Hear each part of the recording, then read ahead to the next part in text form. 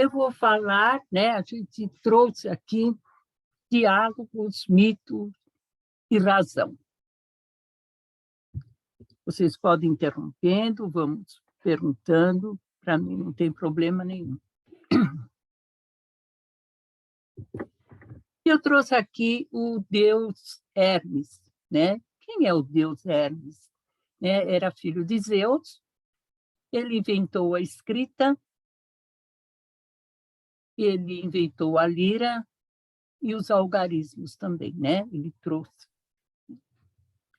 Então, Hermes ficou com a obrigação, por Zeus, de traduzir as mensagens dos deuses para os homens.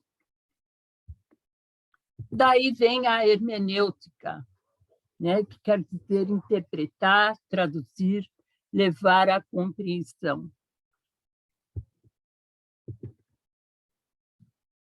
E depois tem um professor que ele falou o seguinte, Flávio Germano, um texto fora do contexto é pretexto para protesto. Então, a nossa preocupação, né, com tudo que nós falamos, né, e a importância de ter esse texto dentro de um contexto.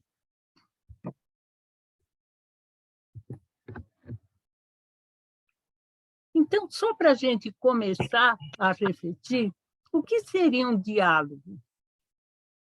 Em grego, diálogos, para os gregos da antiguidade, esse vocábulo se referia ao processo de conhecimento através da palavra. Assim, o prefixo dia compreende falar para o outro. E logos indica explicitamente o saber manifesto.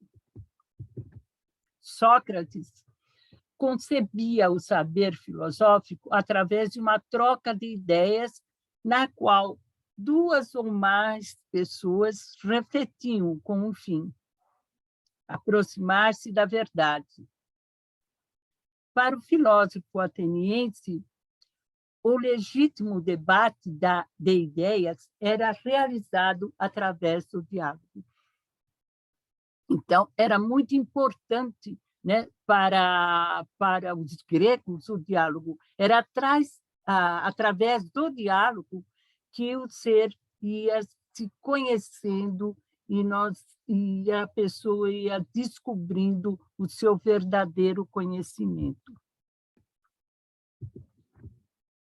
E mitos, né? O que seria mito? Mito em grego, mutos. Para os gregos da antiguidade, esse vocábulo se referia ao processo de uma narrativa fabulosa de origem popular.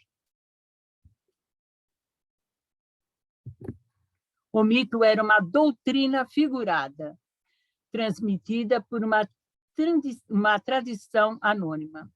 Sócrates, na prisão, afirma que, às vezes, é preciso recorrer aos mitos e não ao raciocínio. Deve ser distinguido da alegoria, cujo autor é individual e conhecido.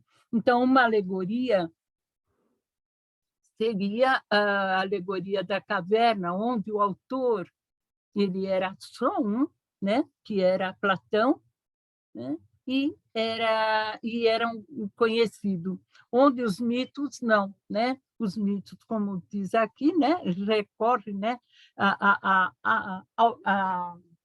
são anônimos, né? É transmitida por uma tradução anônima.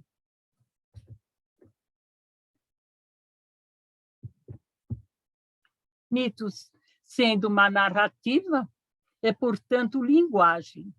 Essa palavra narra a origem dos deuses, do mundo, dos seres humanos, das técnicas e da vida do grupo pessoal e da comunidade.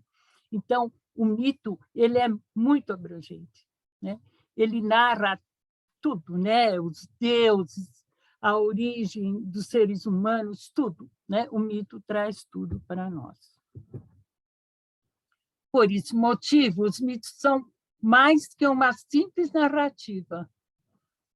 São maneiras pela qual, por meio de palavras, os seres humanos organizam a realidade e interpretam.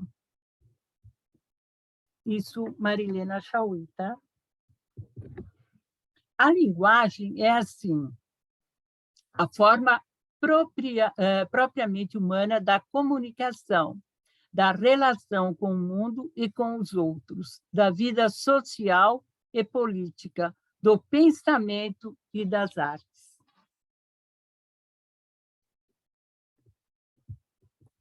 E a razão, né? A razão a gente já vem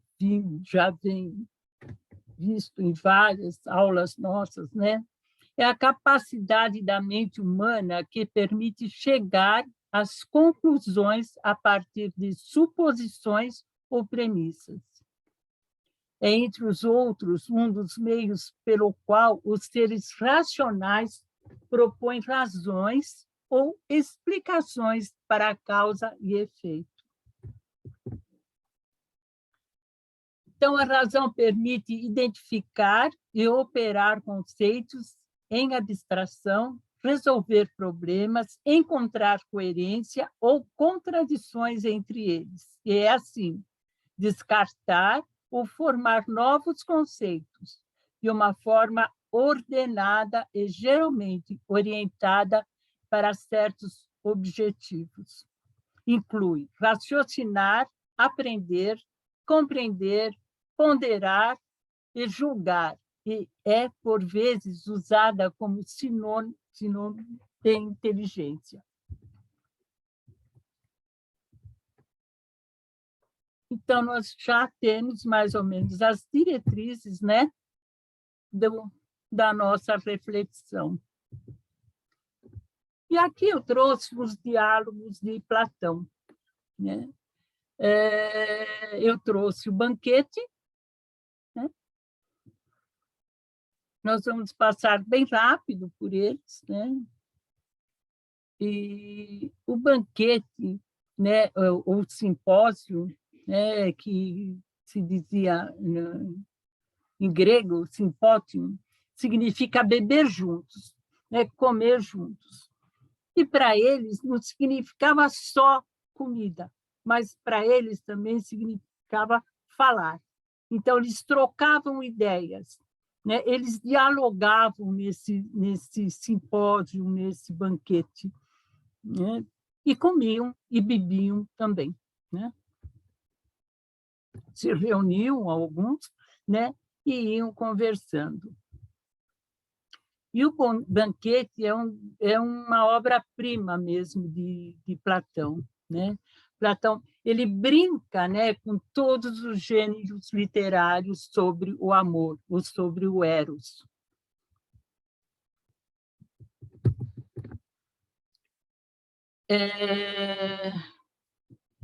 Nesse diálogo, ele traz um narrador que chama Apolodoro. E o banquete, né, o simpósio começa com o Frodis, que ele inicia falando que Eros é um deus a quem ama se torna divino como ele, né, como Eros, porque quem ama se sacrifica pelo objeto amado. Então, a gente vai ver que cada um fala de maneiras diferentes sobre o amor, né? Mas o amor ele vai estar sempre presente, tanto no passado, como no presente, como no futuro. Isso nós sabemos, né? Mas cada um deles, né? Cada um deles traz uma maneira diferente. Então, o Fred, ele traz o Eros como um ser que ama, ele se torna tão divino como Eros, porque a pessoa que ama aquele objeto, ele também vai se sacrificar por aquele objeto.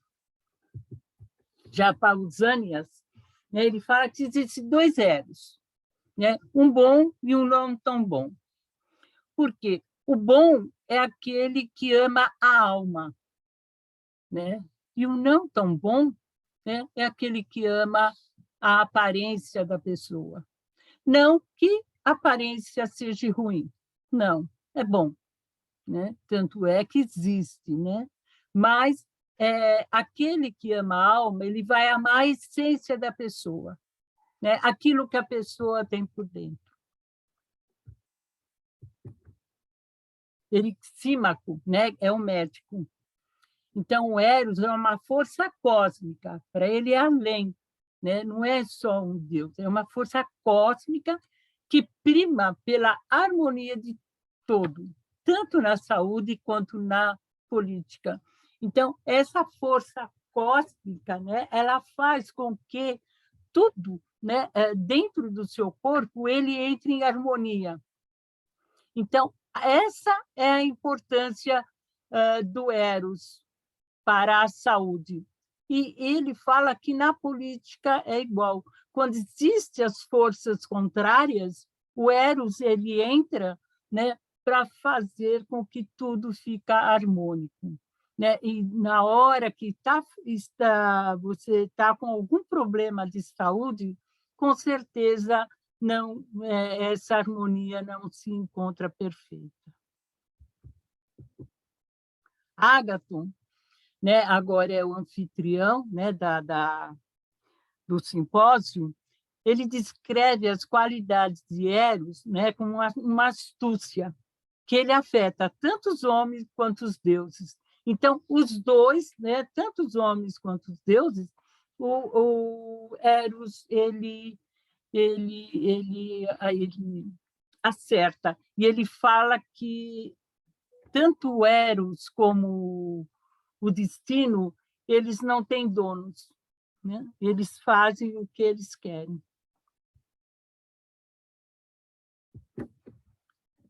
E agora, Aristófanes, né? É o comediógrafo. O Aristófanes ele traz um mito de andrógeno. Então, ele fala que existiam, né? Antes, né? Existiam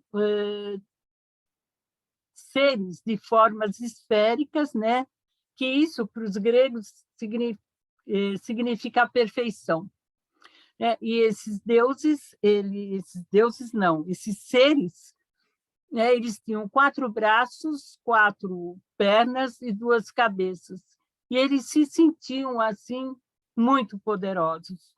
E eles subiram ao Olimpo, né, para dizer que, daquele momento em diante, eles seriam deuses.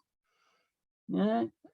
Zeus ficou muito bravo e, com seus raios, ele dividiu esses seres em 2. E, até hoje, esses seres, um procura o outro. Né? Esses seres tinha homem com homem, mulher com mulher, grudados, e tinha o homem com a mulher. E, até hoje, esses seres procuram o seu par, né? E não encontram. E quem encontra, mesmo assim, eles não se sentem completos. É aí que vem o mito da outra parte da laranja, né? Então, é exatamente daí. Então, é uma carência originária em busca da plenitude, que até hoje o ser humano sente, né? Ou é através de coisas materiais, de coisas morais, mas a pessoa, ou intelectuais, mas a pessoa sempre sente essa carência, nunca se sente preparada ou feliz com o que tem. Então, Eros nos move em busca da união, sempre, né? Com a união das coisas.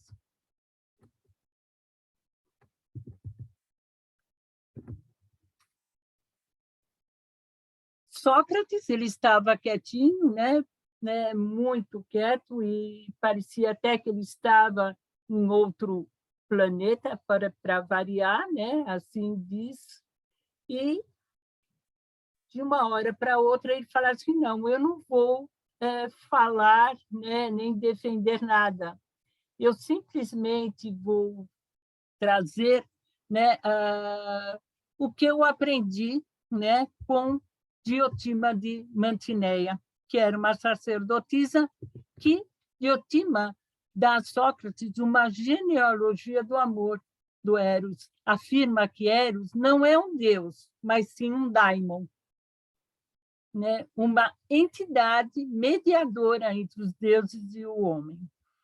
Então, a Diotima fala para Sócrates, né, que ele não era um deus. Então, nós já tivemos todas as explicações sobre o Eros. E que Eros era filho do recurso, que era Poros, e pobreza, que era Penia. Astuto, então, o Eros, ele era astuto como seu pai, mas pobre, miserável, que quer buscar algo como a sua mãe. Então, Eros é essa força astuta e carente.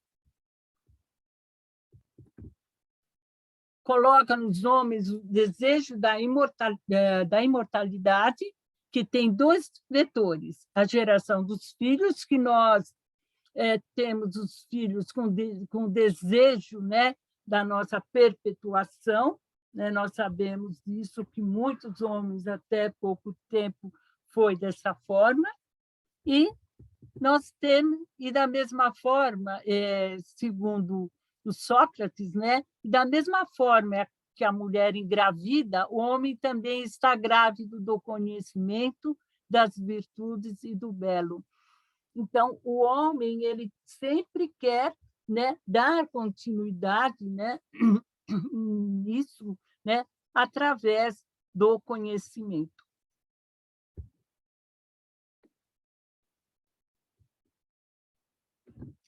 Quando se pensava que tudo tinha acabado, né, já aparece Alcebiades, né? Ele era apaixonado por Sócrates, né? E ele fez ali ele fez umas palavras de amor para Sócrates, onde Sócrates fala para ele, né, se recatar. E Sócrates e Alcebiades fala que Sócrates era feio por fora e belo por dentro, né? Então, exatamente esse seria o amor belo, né? Que onde a pessoa vai ver a essência da outra.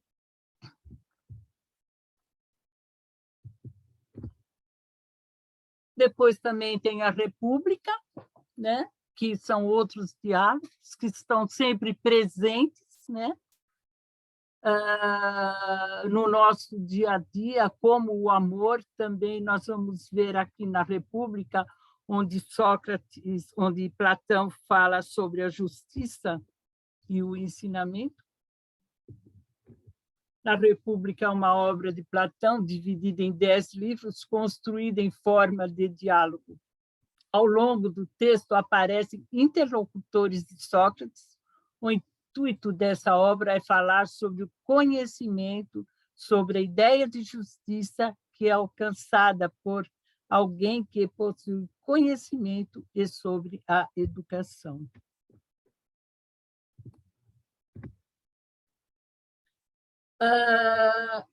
Quando Sócrates começa a querer discutir sobre a justiça, né, nós vamos ver, né, que Ágaton é um dos que começa a discutir com Sócrates e eles não conseguem chegar a um consenso sobre a justiça.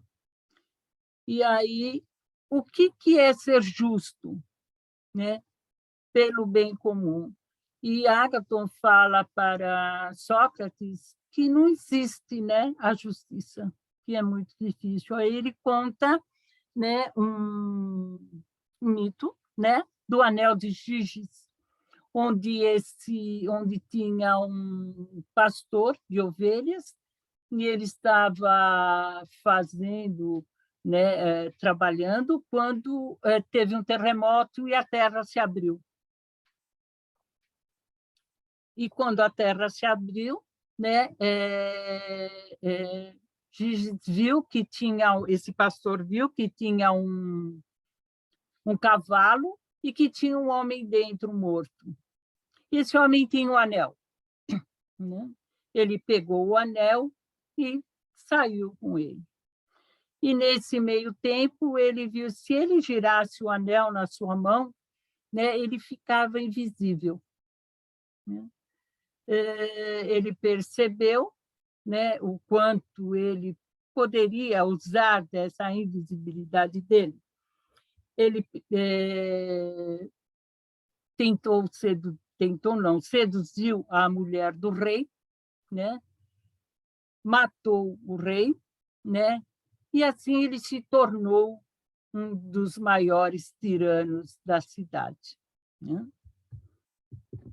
Então, Glauco, né, diz que Giges era um pastor a serviço do rei de Lídia, e ele se tornou o pior dos tiranos de Lídia. E Glauco, então, questiona Sócrates, né? Não se é justo por escolha, mas por constrangimento, visto que não se encara a justiça como um bem individual. E o Glauco ele não traz só esse pastor, como ele traz o médico, como ele traz, né, o pastor que tosa a ovelha, não porque ele gosta da ovelha, mas porque ele quer lucrar com isso, e que o médico também ele faz isso porque ele quer lucrar. Né? E aí Sócrates responde para ele, é preciso ler em letras grandes para tentar entender as letras pequenas. Né? Então, é mais um alerta, né, que Sócrates traz, porque o pensamento de todos é exatamente isso. Né? Depois, mais tarde, Kant também traz esse pensamento, né, da ética, né, fazer, né, o que eu faço no meu quarto, eu faço na frente de todos para que nada fique escondido. Depois nós temos aqui o mito da caverna, né, que é um dos mais conhecidos, né, que é também o diálogo entre o Glauco e Sócrates, né, sobre o conhecimento e a justiça humana. E ele vai trazer, né, Sócrates diz para Glauco imaginar uma espécie de uma caverna subterrânea em que homens vivessem como prisioneiros desde sempre. Um dia o prisioneiro foi liberto, um deles foi liberto, né?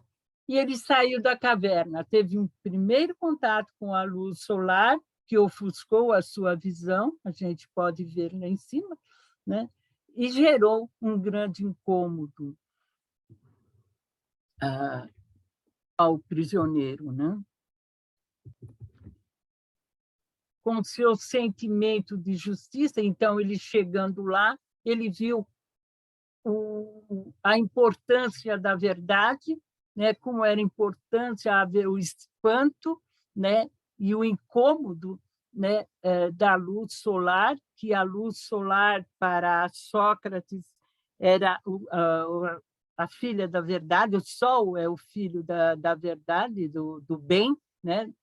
O sol é o filho do bem, porque o bem é interno e o sol é a parte física, né, onde nos dá vida e calor. E Sócrates fala que esse com sentimento de justiça,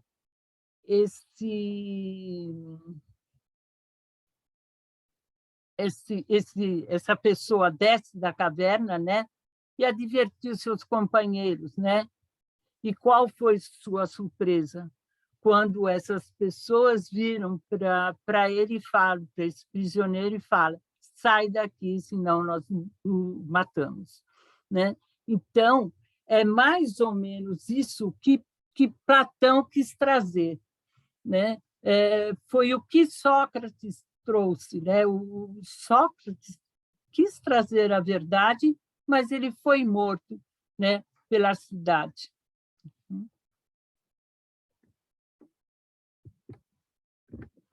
E no final da República nós vamos ter, né, o último mito, né, que é um soldado que foi dado como morto em batalha. Depois de ficar 5 dias, né, em campo de batalha, levaram ele para seu corpo ser cremado, né? E depois de 5 dias foi levado a uma pira, ele retorna do Hades e acorda e descreve o destino das almas e, sobretudo, do tirano e do filósofo. Né, que era o nome do soldado, narra um grande discurso que a deusa Necessidade fez para as almas, quando elas vão escolher suas vidas. Ela vai jogar o destino de todas as pessoas e elas vão escolher. A virtude não tem senhor, a responsabilidade é de quem escolhe. O Deus é isento de culpa. Então, olha só, né? Se faz sempre presente, né? Esses mitos no nosso dia a dia.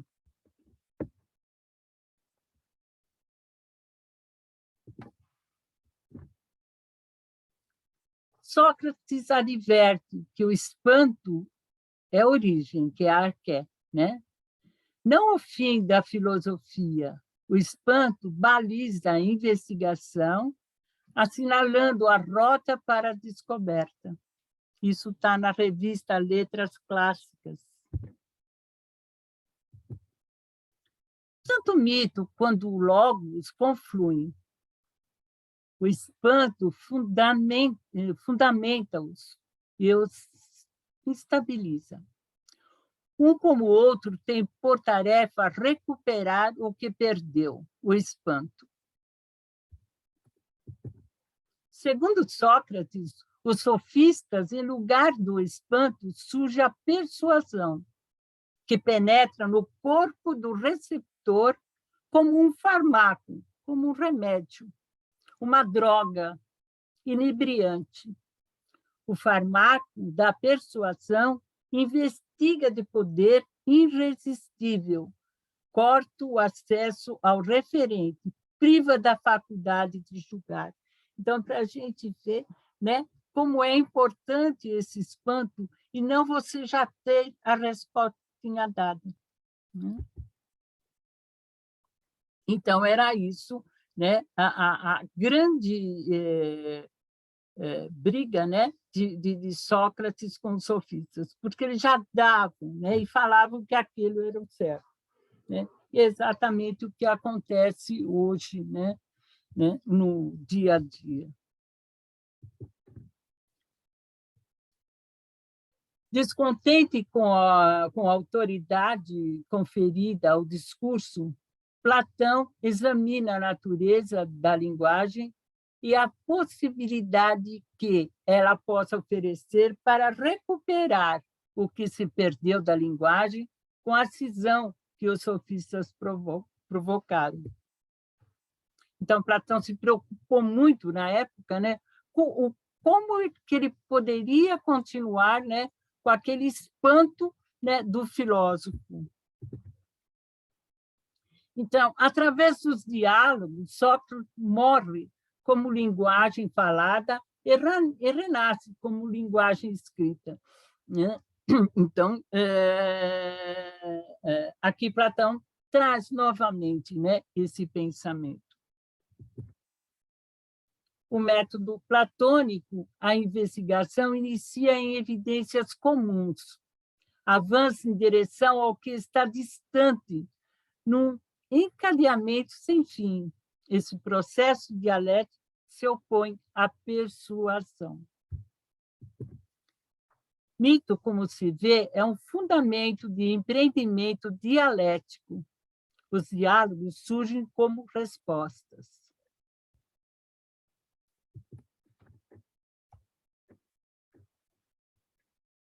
Chauí, né? Então, ela fala o seguinte: para Aristóteles, a linguagem é que caracteriza o ser humano como um ser social e cívico, diferenciando-o, né, dos outros animais. Para Rousseau, Além dessa distinção, a importância da linguagem se deve à necessidade e ao desejo que o ser humano desenvolveu de se comunicar. E depois nós vamos ter aqui um rapaz que ele chama Hans Miel. Ele fala o seguinte, ele acrescenta ainda que a linguagem é inseparável do homem. Segue-o em todos os seus atos, não sendo apenas um simples acompanhamento do pensamento, mas sim um fio profundamente tecido na trama do pensamento. Então, isso vai, né, é uma trama mesmo, e ele vem costurando todo o pensamento.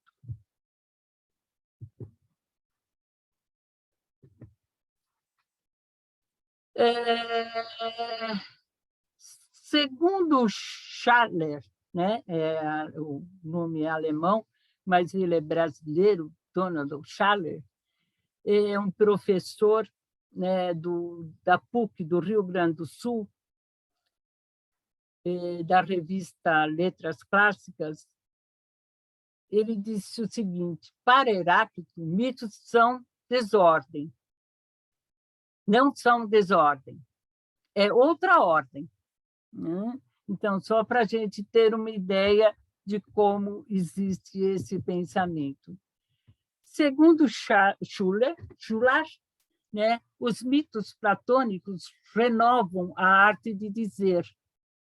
Nas sequências narrativas dos mitos, você pode perceber um modelo lógico que tem como finalidade resolver uma contradição.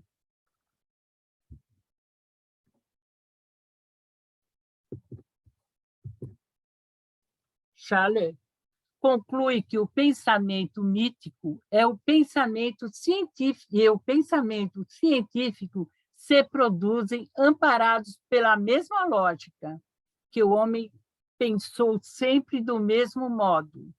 O progresso não afetou a estrutura, limitou-se a introduzir novos objetos.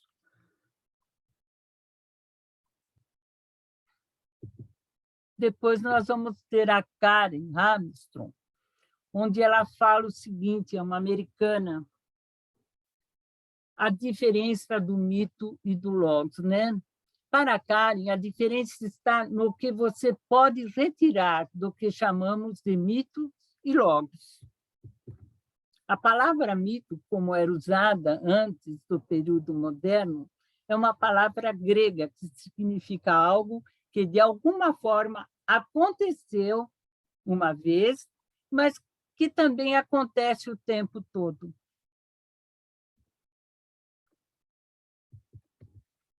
Portanto, o mito é como a arte. Ele nos ajuda não apenas a lidar com a praticidade da vida, mas também a encontrar o significado dela. Segundo Karen, o mito é uma forma de conhecimento, de narrativa, reflexão, emoção e afetividade. Então, o que eles dizem é que o mito ele se faz presente no nosso dia a dia. Chauí, ela nos fala o seguinte: a tradição filosófica, sobretudo a partir do século XVIII e durante o século XIX, afirmava que do mito à lógica havia uma evolução do espírito humano. Essa tradição filosófica fez crer que o mito era um tipo de pensamento que pertenceria a culturas inferiores, primitivas ou atrasadas, enquanto o pensamento lógico racional pertenceria a culturas superiores, civilizadas e adiantadas. Por causa dessa separação temporal e evolutiva de duas modalidades de pensamento, a presença de explicações míticas em nossa sociedade era vista como um resíduo ou resquício de uma fase passada da evolução da humanidade. destinada a desaparecer com a plena evolução da racionalidade científica e filosófica. Então, o que se pensou é que o mito era coisa antiga, que já não precisava mais, né, ter, e que hoje, né, o moderno mataria tudo. E foi provado que não. E por quê, né? Eu trouxe aqui o Matrix, o Neo, né? Neo quer dizer novo ou renovado, né? Então, hoje, porém, sabe-se que a concepção evolutiva está equivocada. O pensamento lógico conceitual e o pensamento mítico podem coexistir numa mesma sociedade. Muitos estudos mostram que, no caso de nossas sociedades, essa coexistência decorre do modo como a imaginação social transforma em mito aquilo que o pensamento conceitual elabora na ciência e na filosofia. Basta ver, né, como as pesquisas astronômicas levaram às crenças na existência de seres extraterrestres, ou o caráter mágico maravilhoso dado aos satélites artificiais, aos autômatos e aos computadores para constatarmos a passagem da ciência ao mito, né? Então, hoje existe aquela troca, né? O que é mito, o que é ciência, e essa ciência vai chegar, né? E tá essa troca. E nós temos aí o próprio Matrix e outras, né? Jornada nas Estrelas e outros vários aí. Aqui eu trouxe um contemporâneo, né, nosso, né, porque ele está vivo ainda, o Raul Marino, né? Ele escreveu vários livros, um dele é O Cérebro Japonês. Segundo Marino, né, um estudioso da neurociências e análise da autonomia e da fisiologia do cérebro humano, mostra que esse órgão possui 2 hemisférios. Em um deles, localiza-se a linguagem e o pensamento simbólico e efetivos, processos ao maravilhoso e a imaginação criadora. E no outro, a linguagem e o pensamento conceituais, de maneira que estamos predispostos tanto ao pensamento mítico quanto ao pensamento lógico conceitual. Ele ainda nos adverte que a predominância de uma ou da outra forma de pensamento depende das tendências pessoais e da história de vida dos indivíduos, e do modo como uma sociedade ou uma cultura recorrem, mais a uma do que a outra forma para interpretar a realidade, intervir no mundo e explicar-se a si mesmo. Né? Hoje mesmo eu estava conversando com uma colega e ela falou, né, que tem pessoas que têm mais facilidade, né, para coisas mais abstratas e outra para as coisas mais pé no chão. E é isso mesmo, né? E o professor aqui, Raul Marino, ele traz isso muito bem, né, no livro Cérebro Japonês, onde aí, no caso, né, ele tem muito mais tendências, né, para a parte mais mítica, né, mais desenhada, mais do que a parte mais de uma imaginação mais criadora, né, do que aquela parte mais conceitual mesmo da linguagem. O pensamento mítico persiste em nossa sociedade por meio de reelaborações que a imaginação social faz do pensamento conceitual. Então, nós, através da nossa plasticidade que nós temos no cérebro, nós podemos migrar, ora para um lado e ora para o outro, sim. Não é uma coisa fechada, encerrada, né? Tanto eu posso, né, nesta encarnação ainda, né, migrar tanto para um lado como para o outro, né? Tanto para o lado mais simbólico, né, do meu hemisfério, tanto para o outro. Ele foi o primeiro neuropsicólogo do Brasil, tá? O Raul Maria. E na parte nossa do espiritismo, né? O que nós vamos trazendo, né?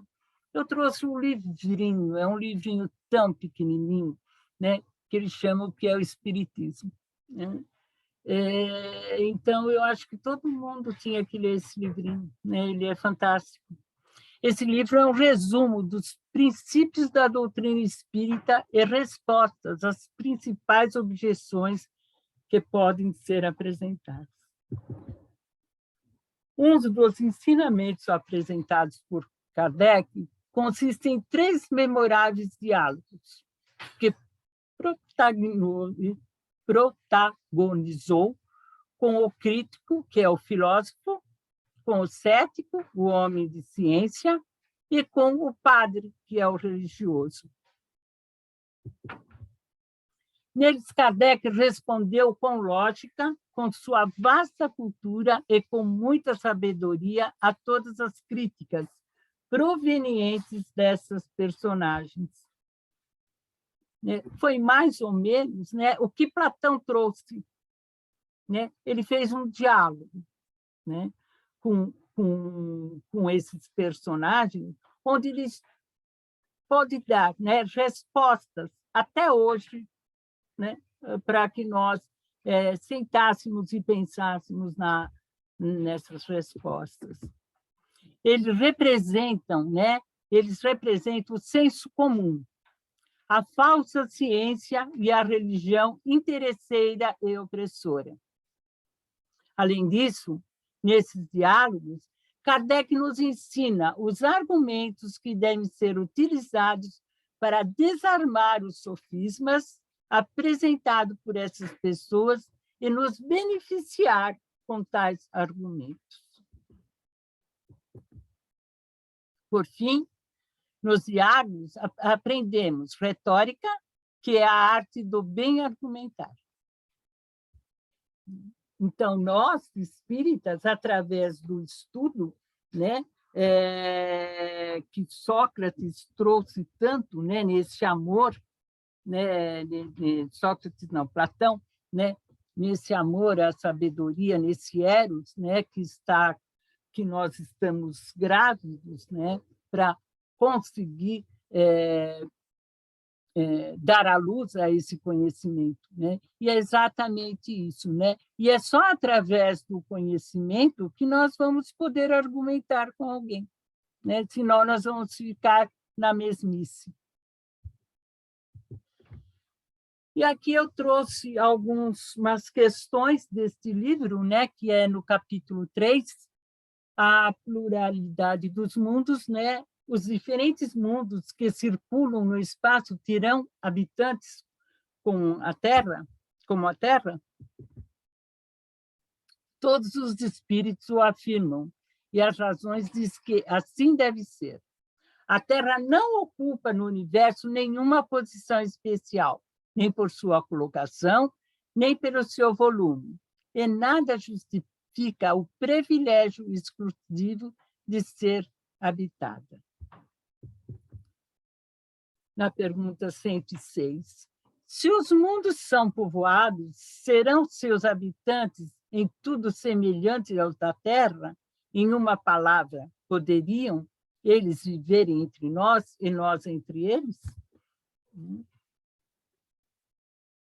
E aqui a gente vai vendo, né, que a pessoa está pensando só na parte física, né, e não na parte espiritual. Né? E aqui eles respondem, a forma geral poderia ser mais ou menos a mesma, mas o organismo deve ser adaptado ao meio em que eles têm de viver. Como peixes são feitos para viver na água e as aves no ar. Se o meio for diverso, como tudo leva a crer, e como parece demonstrá-lo, as observações astronômicas, a organização deve ser diferente. Então, nós vamos vendo aqui, né, que os espíritos vão respondendo, né, exatamente, né, na parte mais que a pergunta foi feita, mas na parte material. Mas se a gente for ver na parte espiritual, nós sabemos que sim, né? Kardec, no Livro dos Espíritos, na pergunta 118, em que sentido se deve entender as palavras do Cristo, meu reino não é deste mundo? O Cristo respondeu em sentido figurado. Queria dizer que não reina senão sobre os corações puros e desinteressados. Ele está em todos os lugares em que domine o amor do bem, mas os homens ávidos das coisas deste mundo e ligados aos bens da terra não estão com ele, né? Então, mais uma vez aqui, né, nós podemos ver que ele está falando na parte espiritual. Da alma também tem um capítulo, né? Onde ele fala da alma. Criou Deus as almas iguais, moral e intelectualmente, ou fê-las mais perfeitas, inteligentes uma das outras? Essa pergunta as pessoas sempre fazem, né? Se Jesus era um ser que veio já pronto, né? E aqui os próprios espíritos respondem: se Deus as houvesse feito uma mais perfeita que as outras, não conciliaria essa preferência com a justiça. Sendo todas as criaturas obra sua, por que dispensaria ele do trabalho, umas quando impõe a outra para alcançarem a felicidade eterna? A desigualdade das almas, em sua origem, seria a negação da justiça de Deus. Então, está bem claro, né? A posição, né, do Espiritismo e a posição aqui dos nossos, de Deus.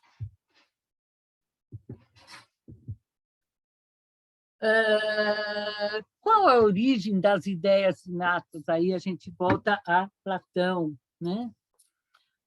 Das disposições precoces, das aptidões instintivas para uma arte ou uma ciência abstrata feita da instrução.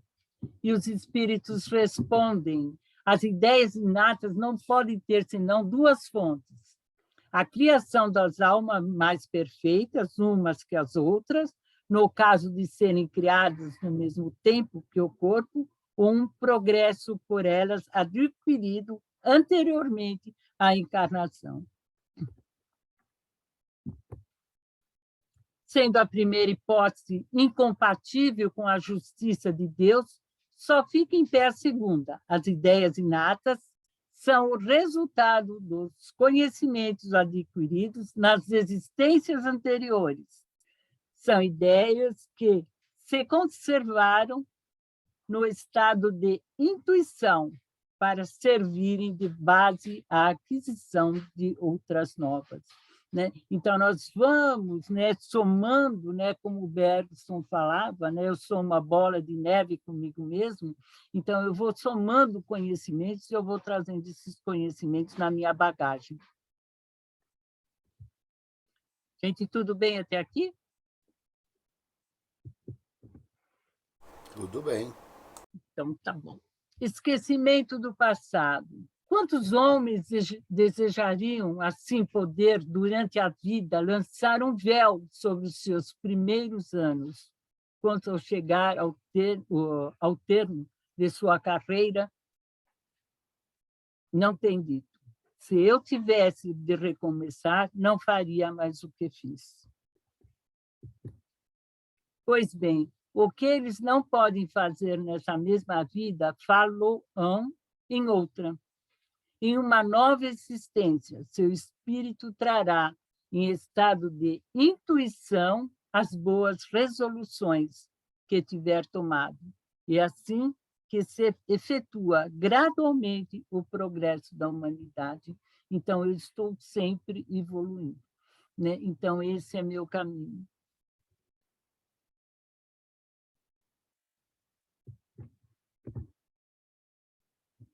Essa é uma pergunta, né, e que os espíritas sempre fazem. Tem o homem o livre-arbítrio ou está sujeito à fatalidade? No que é o Espiritismo, tem essa resposta bem clara.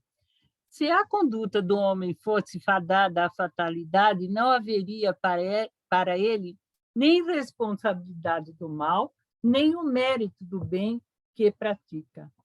Toda punição seria uma injustiça, toda recompensa um contrassenso. O livre-arbítrio do homem é uma consequência da justiça de Deus. É o atributo que a divindade imprime àquele e o leva acima de todas as outras criaturas. É isso tão real que a estima dos homens, uns pelos outros, baseia-se na admissão desse livre-arbítrio. Né? Então, a gente vai lembrar lá do mito de Er, né? Onde a deusa necessidade ela lança e eu vou escolher. Então, é através do meu livre-arbítrio que tudo acontece.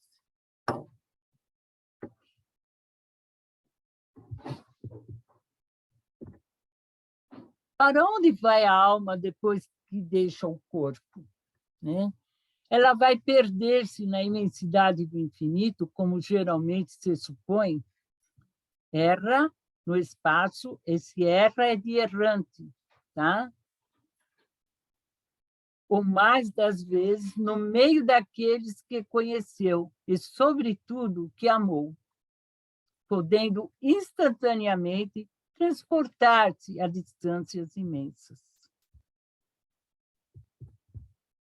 Conserva a alma as afeições que tinha na vida terrena? Guarda todas as afeições morais e só esquece as materiais, que já não são de sua essência.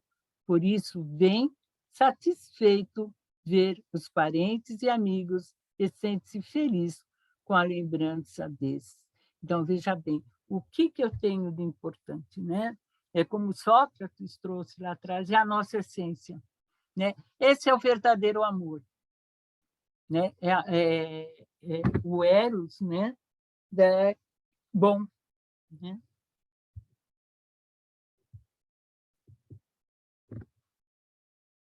Os espíritos cuidam de outras coisas além do seu melhoramento pessoal?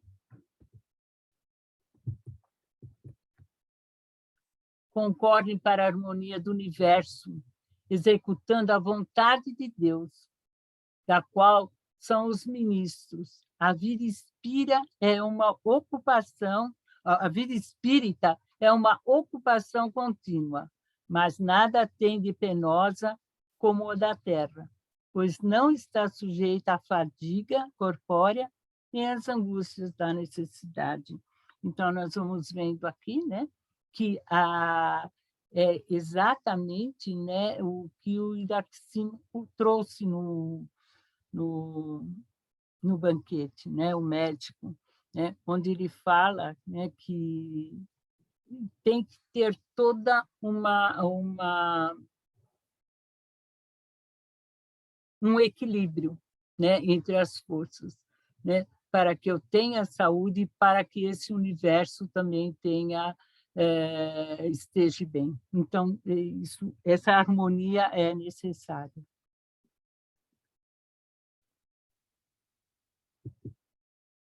E, para terminar, eu trouxe uma frase do Herculano Pires, né, onde ele fala: Kardec já advertia que o mal das interpretações humanas está na falta de uma visão ampla e profunda da realidade. Os homens veem apenas um ângulo do quadro geral da natureza e se apegam a essa percepção de seus pensamentos. Um poema de Ranier Marie Rick, em que ele se compara a um falcão que gira em círculos crescentes em torno a uma torre secular, o símbolo de Deus. Então, essa é a nossa ansiedade. É exatamente essa espiral que vai sempre crescendo, né? Tanto na horizontal como na vertical, né? Para que eu chegue a ser esse ser perfectível. Gente, era isso que eu tinha para vocês.